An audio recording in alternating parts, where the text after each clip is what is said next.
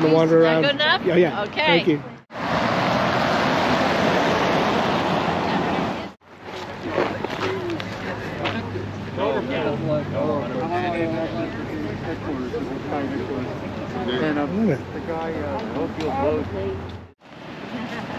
You try not to get me run over here. Hit. Come on, thanks everybody. No. Oh, good. Hope you're doing okay.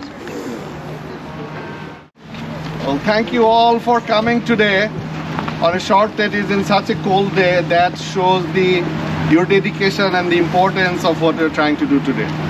To protest against the voter suppression and preserve democracy. And we will do more of these events at different places in Cheshire County. If you haven't met me yet, my name is Mohammad Saleh. I'm the current chair of the county committee. And standing right next to me is Susan Hay. She is at-large delegate and also chairing that's giving us salute. That she is leading the communication subcommittee, and they're working very hard coming up with ideas to protest and promote different events that are important. So please visit our webpage periodically and look for our emails. And if you are not getting email, reach out to us. There is a sign up sheet. The clipboard. Clipboard is back there. In case you haven't signed it yet, please do. And you need a clipboard to sign? yeah, there you go. Okay.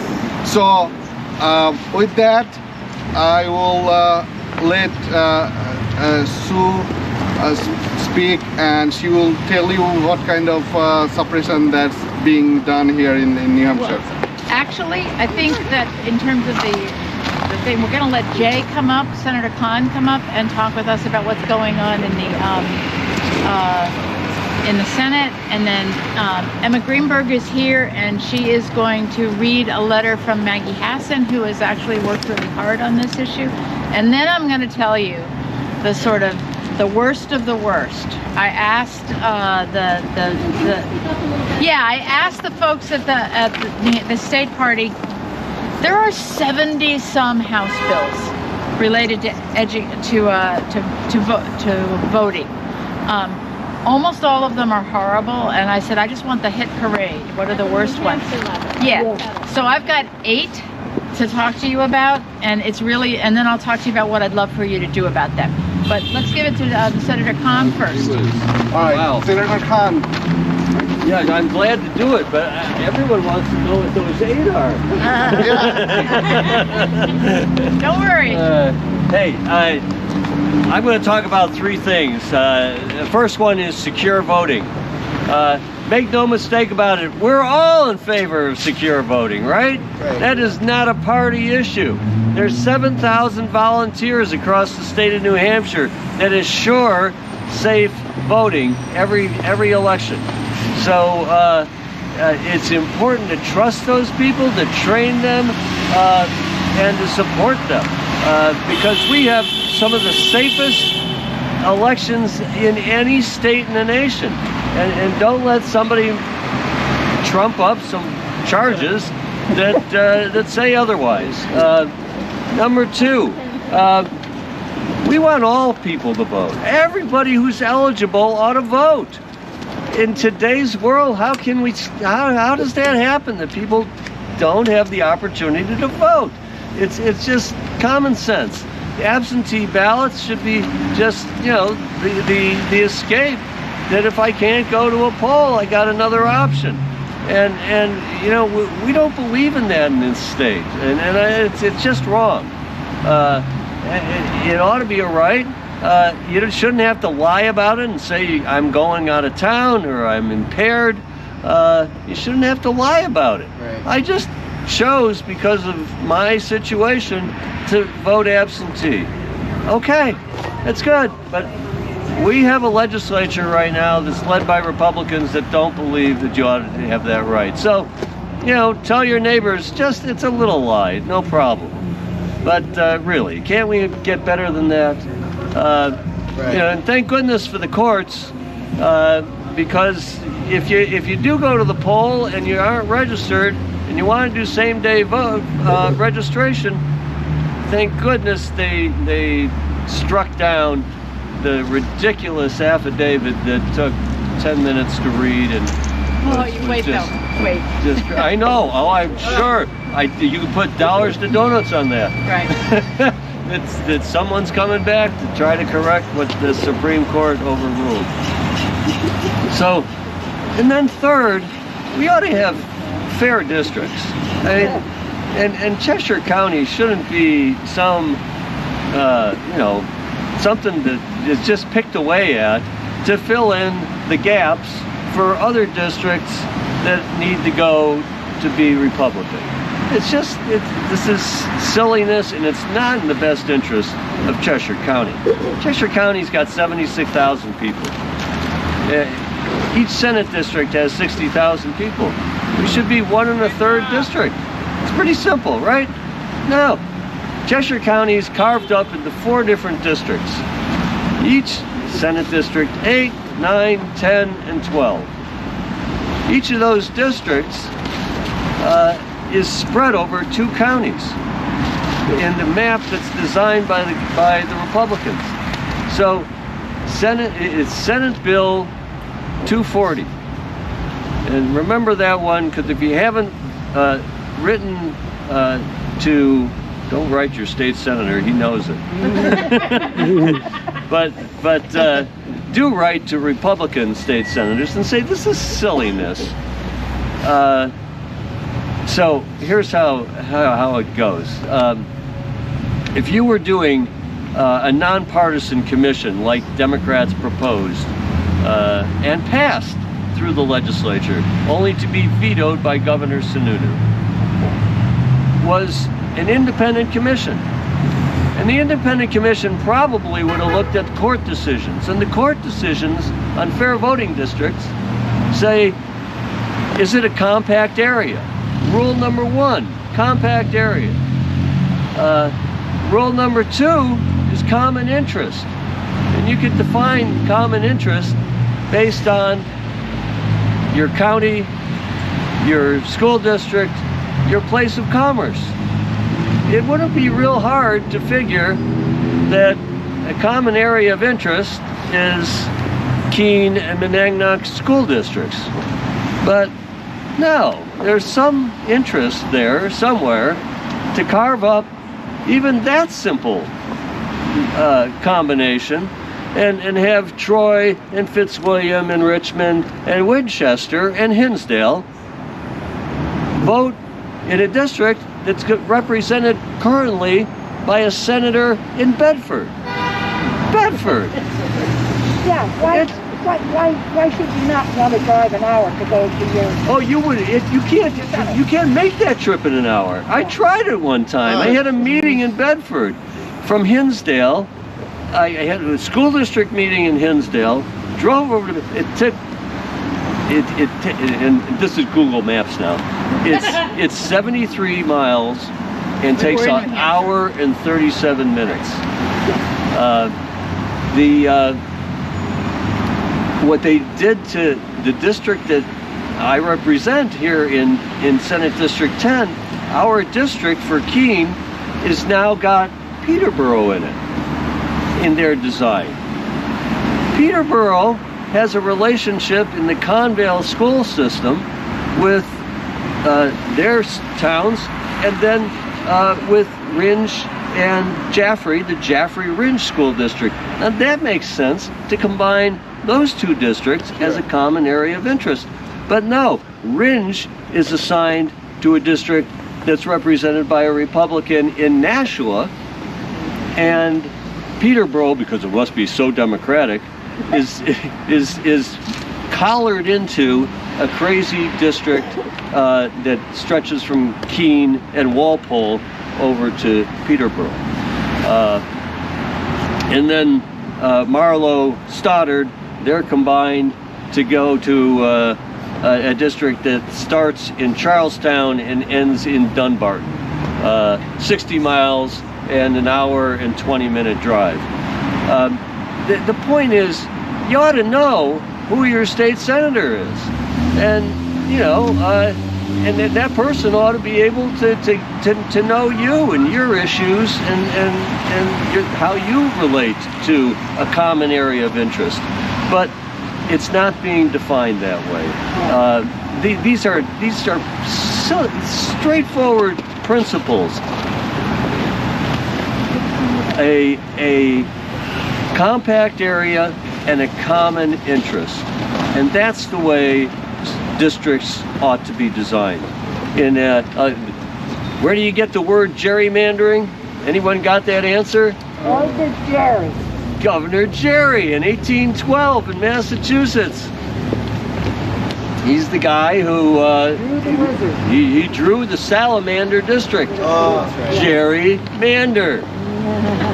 And that's what we've got, is gerrymandered districts being proposed by our Senate Republican colleagues. So it's the same thing that they did for the Executive Council district. And if you've noticed, the congressional districts, Yeah, that one's awful. they are drawn in a manner that has a horseshoe shape. If you're in the horseshoe, you're in Senate District 1. And if you're outside the horseshoe, you're in Senate District 2. And it's all designed to take Portsmouth, Rochester, Somersworth, Durham, and Exeter out of District 1, take those Democratic voters and move it to District 2. So it's not just in the Senate, it's in every redistricting proposal, a gerrymandered redistricting that really, yeah. The illustration. Yes. I'll do it. It's a good sign. Thank you, Yeah. Susan. No, that's a Jeff Dinkler one. All right, so It's all good. and the reason we're going to keep this up is because nobody's vote, nobody's town should be taken for granted. Keene shouldn't be taken for granted as a Democratic haven, and nor should Winchester be taken for granted as a Republican area. Right.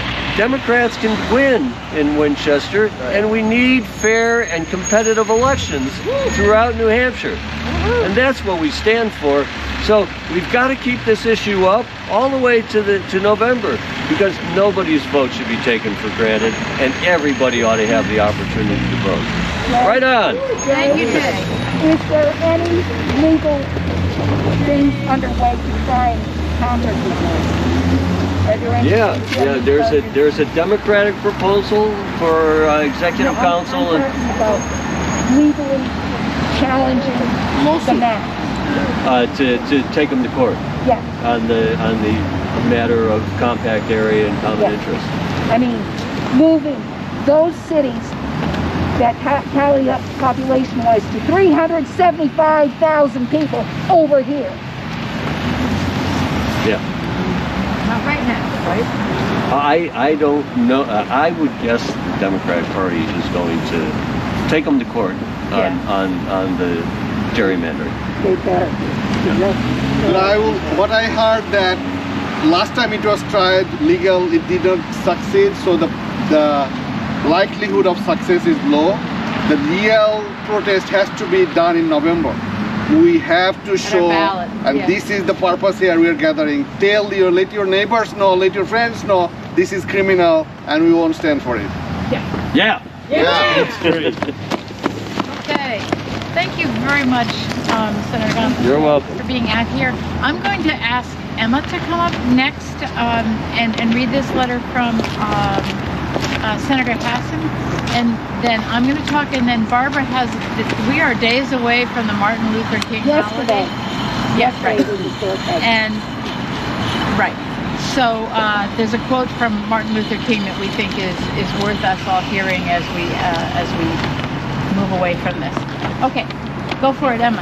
Hi everybody, I'm Emma. I'm the Regional Political Director for the western part of New Hampshire for Senator Hassan's re-election campaign. She regrets she cannot be here today, but I have a letter to read on her behalf. Awesome. And come a little closer. Dear Cheshire Democrats, Thank you for gathering here today to speak up on behalf of our democracy. While I regret that I cannot join you in person, I wanted to share with you why I believe the work to protect our elections and every American's fundamental right to vote is so urgent. Our beloved democracy is under attack. In states across the country, partisan politicians are trying to reject the will of the people, interfere with elections, and overturn election results. These efforts threaten the integrity of our electoral system and undermine people's faith in our democracy. There is nothing that would please authoritarian regimes more than to see our system of self-government fail. That is why last month I delivered a speech on the Senate floor calling for a simple majority vote to pass legislation to protect the right to vote and our elections. We must take action to ensure that our democracy, that our elections are free, fair, and impartially administered. Our democracy and our country depends on us doing so. My father was a World War II veteran who survived the Battle of the Bulge. Growing up, he would look up at us from time to time across the breakfast table and ask, "What are you doing for freedom today?" It was a big question to ask a child, but he was serious. He taught me that all of us have a responsibility to help protect our democracy.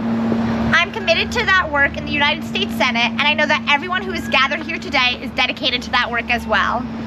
Thank you for all that you are doing to keep our democracy strong. Every generation of Americans have stepped up to defend freedom, and you are continuing that proud history. Cheshire Democrats, let's continue to work together so that we can meet this moment and protect our democracy. With every good wish, Senator Maggie Hassan. So thank you so much.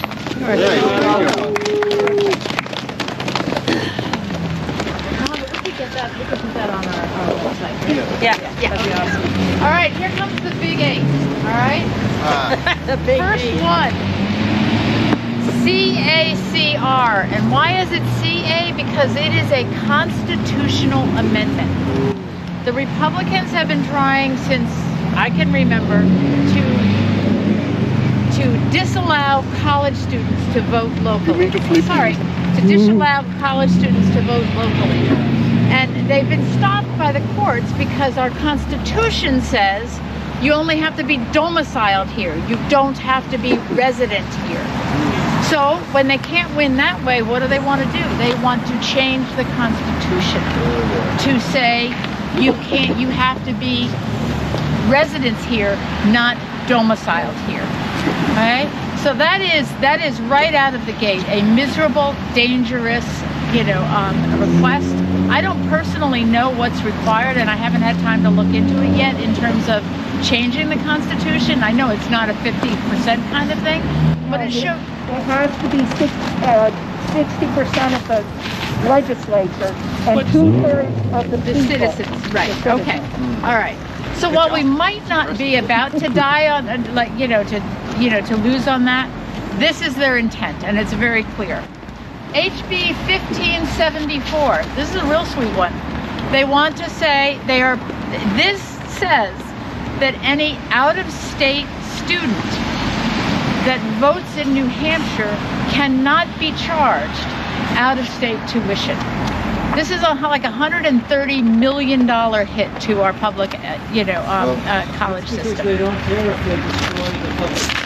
At all. No, it's worse than that, Joe. That's part of the goal of this. Yeah. This is a twofer. It's not just that college students won't win or won't be able to vote. It's also that they'll tear apart our education system. Yeah. Okay, HB 1542.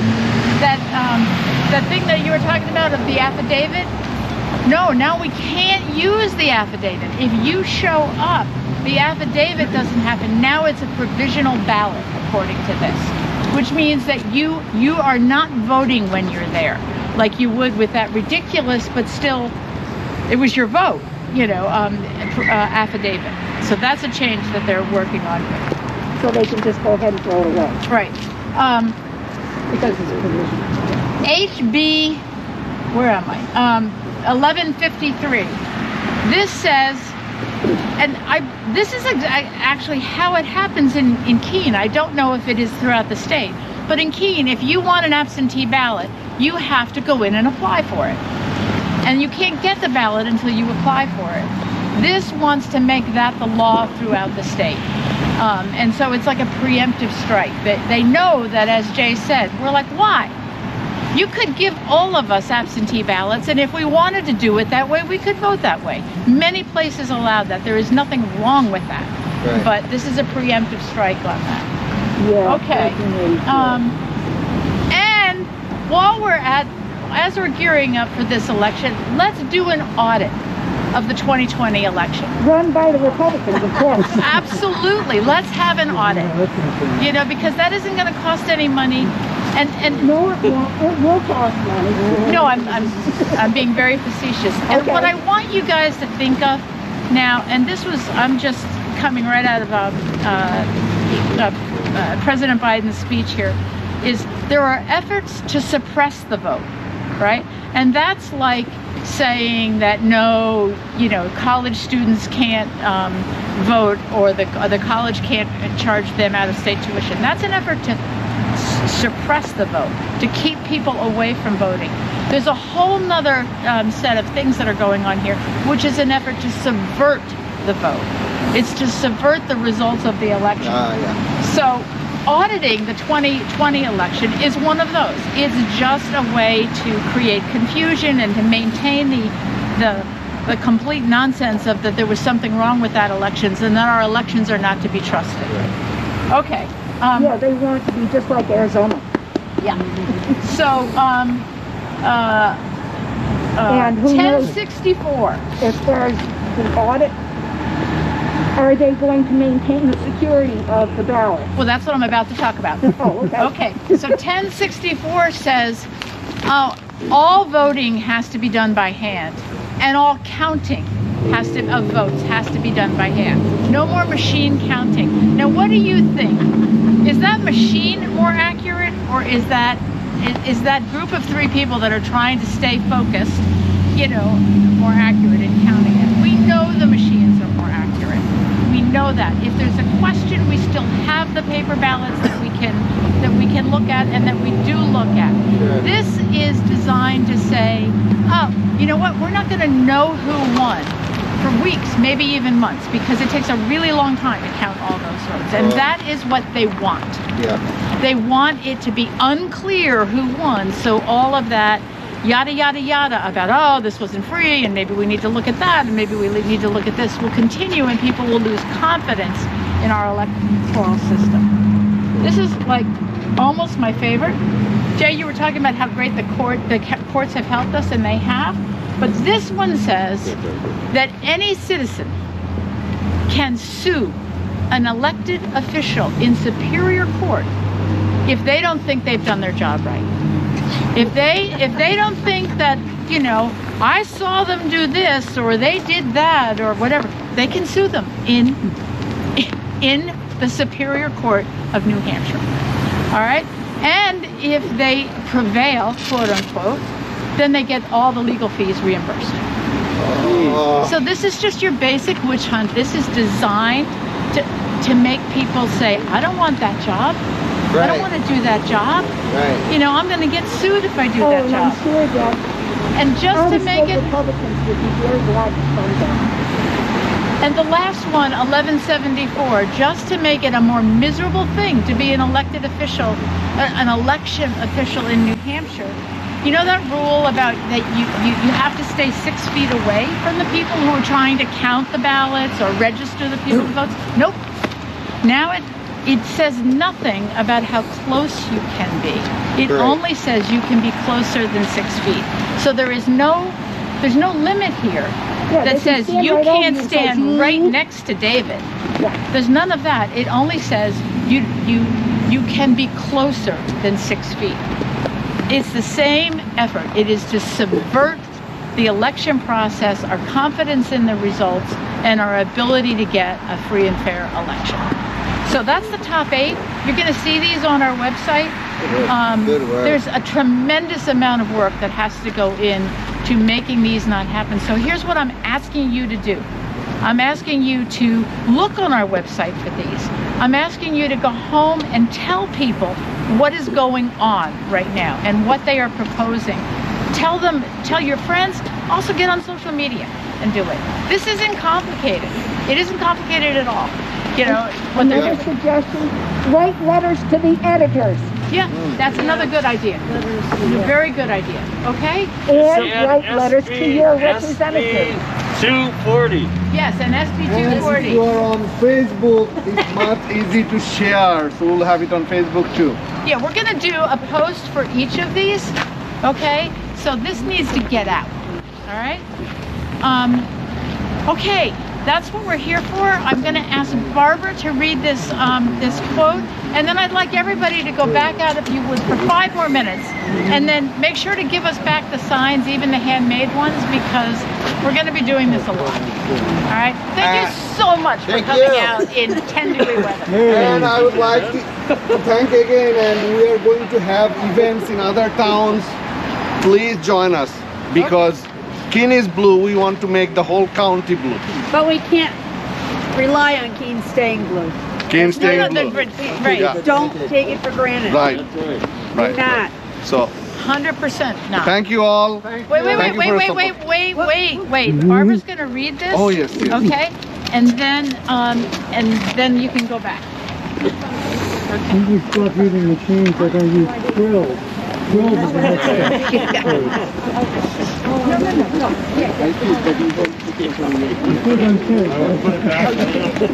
Very loud, Barbara. All right, quiet, guys. I'd like to read you a few excerpts from Martin Luther King's 1957 Give Us the Ballot speech about voting rights that are pertinent where we find ourselves today. It was given prior to the 1965 Voting Rights Act. And this is excerpts, it's not the entire letter. This opposition has often risen to ominous proportions. Many states have risen up in open defiance. The legislative halls of the South ring loud with such words as interposition and nullification. But even more, all types of conniving methods are still being used to prevent Negroes from becoming registered voters. The denial of this sacred right is a tragic betrayal of the highest mandate of our democratic tradition. And so, our most urgent request to the President of the United States and every member of Congress is to give us the right to vote. In this juncture of our nation's history, there is an urgent need for dedicated and courageous leadership. The civil rights issue is not ephemeral, evanescent domestic issue that can be kicked about by reactionary guardians of the status quo. It is rather an eternal moral issue that may well determine the destiny of our nation. The hour is late. The clock is ticking out.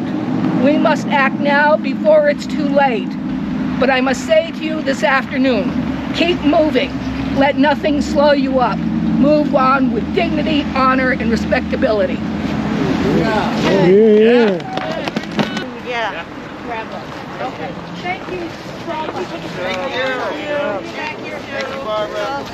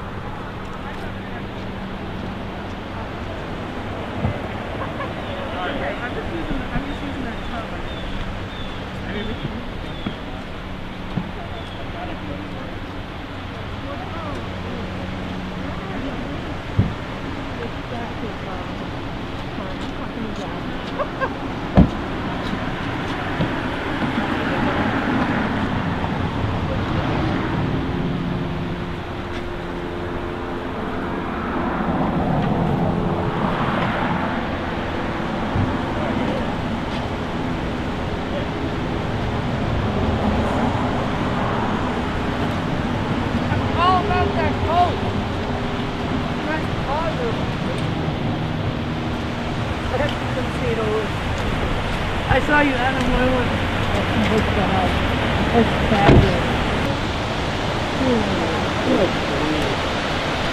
Solidly set up. Looks good. Yeah. Always disaster.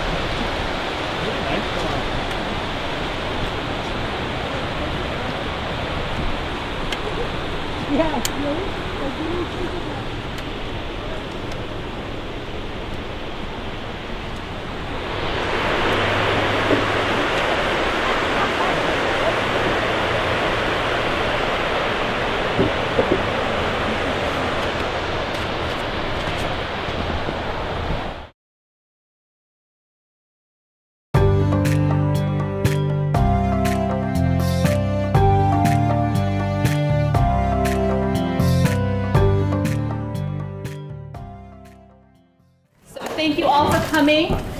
I'm Stephanie. This is Anne. Yes, we're thrilled. So we got together at, where did we first meet? At the first Women's Caucus meeting. The first Women's? Which is in Concord. Which is, yep, we were having, it was at someone's house. Yes. Yes. I remember. I sat next to Mary Frieda. She told me all about Manchester. Yes. It was wonderful. Yes, and I was a rep for Henniker, not a state rep, but a what do you call it, convention rep. Mm-hmm. And I met Erin Termel and went to a walk-in session about starting a women's caucus, and Erin connected us, and Erin is now in DC, but still a good friend. So Ann and I kind of started this in 2017 after Trump won. Sort of, I know, it was like, oh my God, we needed community, we needed people. Yes. And that's kind of where Women's Caucus came from. So this is our kickoff for 2021. So yes. Go ahead. So as Stephanie noted, in 2016, as a result of Trump winning office, women all around the country, including in New Hampshire, rallied together and said, right? Right. In 2020, how many of you voted? Yeah. All of you. Because women have a voice. And in 2020, we slayed the dragon, right? For the most part. November 3rd, we slayed the dragon. January 6th, we realized he didn't die. He didn't die. He's still around, and his toxic characteristics and ideas are infiltrating into our state. So if 2020 was about slaying the dragon, 2022 is about fixing our state, because the governor and the Republicans need to go. We need a fresh set of ideas, a fresh set of Democrats, and a fresh set of women. So that's why we look to all of you to keep the momentum going and to rally and come together. So I want to ask Jen Alfred-Teaster to come up and read a poem. It's about how awesome women are. Get this party started, Jen. I'm only here for the poetry. So let's be clear about that. So this morning I was reminded about this poem that I absolutely love, and I love to share with women everywhere, because the poem is really about like the power that comes from within you that you bring to absolutely everything that you do, whether you acknowledge it or not, or whether other people acknowledge it or not. So like the fact that you showed up here today and are bringing your full self and are here to not just, show up for yourself, but show up for each other is a really big deal. So when I had seen Ann's note and Stephanie's note about the Women's Caucus and saw Executive Councilor Warrington was the speaker, I thought we have to show up for her because she's 1 out of 5.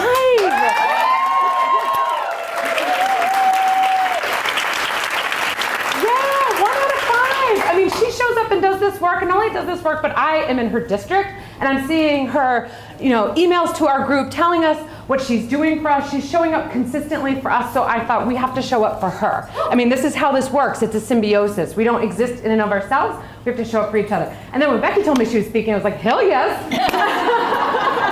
Becky's one of my closest girlfriends, and I absolutely love her very much, and everything you see in her is 1,000% authentic. So this poem, I'm just going to start you off with this, beating heart poetry, which I love. Ada Limon. Does anybody know who she is? Yes, of course, of course. Okay, so how to triumph like a girl. I like the lady horses best. How they make it all look easy. Like running 40 miles per hour is as fun as taking a nap or grass or eating grass. I like their lady horse swagger.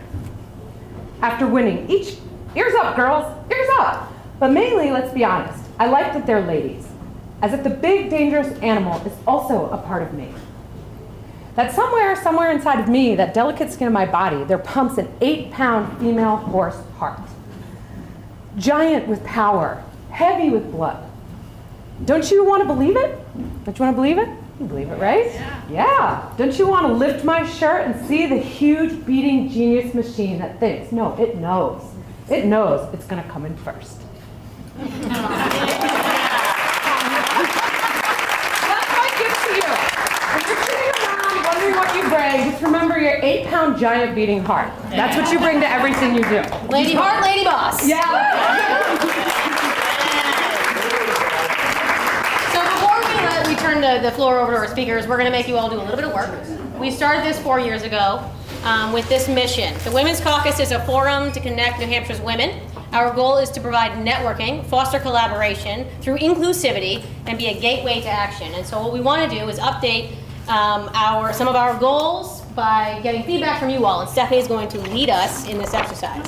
Yes, okay, so we're at 6:40, we're figuring we'll be done at 7:30, we gotta give time for our speakers. So this is gonna take maybe 10 or 15 minutes, and really it's just about gathering your ideas. We need to understand what we can do and how we can organize and who wants to join us so that we can get things moving forward from this point on. So on your tables, there's a bunch of Post-its, there's a bunch of pens. Over there are where I would like you to take your Post-its when you write your notes and slap them up there. And then we're going to collate all that data and send it out on the email list so that everyone has the notes. Because again, normally this kind of thing would take like an hour, but we're doing it fast. We're doing it fast. And the notes are reactions to these 3 questions. Yeah, so kind of like one of the big questions Ann and I have is, what do meetings look like? What would this group like for meetings moving forward? In the past, we would do monthly meetings and we meet at NHDP headquarters was a common thing. And then we'd switch in some events here and there, something like this.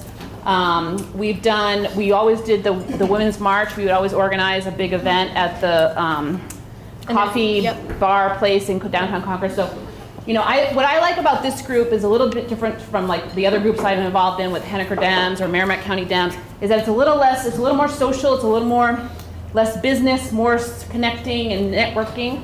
So that's some of the piece I think that is unique. Sets us apart. And some folks kind of get tired of with the Zoom meetings. We were talking about Zoom in 2020. We didn't do much because it was like everyone was zoomed out. So we want to be a little bit different and make it fun. And you know, we've had people come to meetings who were Republicans and they came with a friend who dragged them in because we're like, we have wine, come. You know? So that's how we get younger members. That's how we get them in. Yeah. So we kind of want to get some ideas from folks about what you think meetings should look like. You know, we've had good speakers come. We were just talking about asking Zandra Rice Hawkins to come again and talk about the Free Staters, because I don't think enough people in New Hampshire realize what that is. Right. And when they think they're voting a Republican, they're voting that.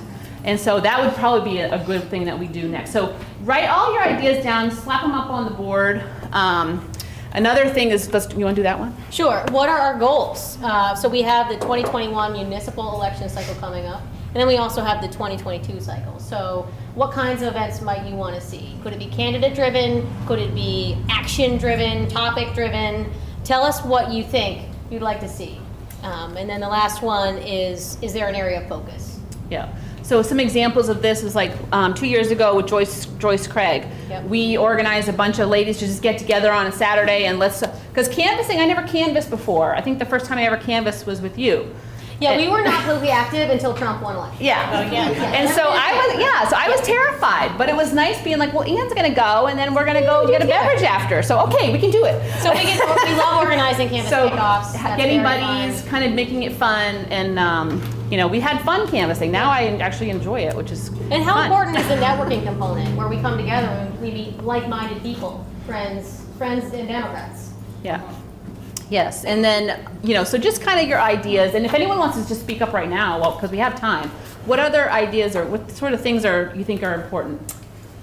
We need to have better campaign literature and better campaign signs. Everybody kind of does the same old red, white, and blue, blah, blah, blah, blah, blah. Or green, but yes. Yeah. All right, or purple, whatever. So it would be interesting to have a graphic designer maybe to help us out with that. Okay. And then, you know, I went, some women's foundation in New Hampshire ran the Run As You Are, or, you know. Oh, whatever. The Women's Foundation does a lot of work for campaigns. My daughter, who was 30-something, who was living with us at the time, she and I went, and they gave us like some great, you know, ideas.